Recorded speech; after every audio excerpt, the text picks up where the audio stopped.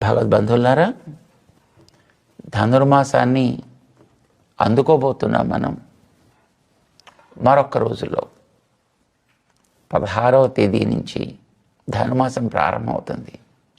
16వ తేదీ నాడు మధ్యాహ్నం 1 గంటకి సూర్యుడు ధనురాశిలో ప్రవేశిస్తున్నాడు.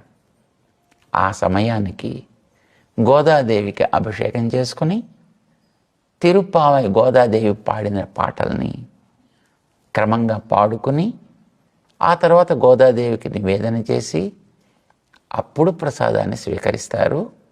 అప్పటిదాకా ఉపవాసాన్ని ఆచరిస్తూ ఉంటారు మన వారందరూ కూడా.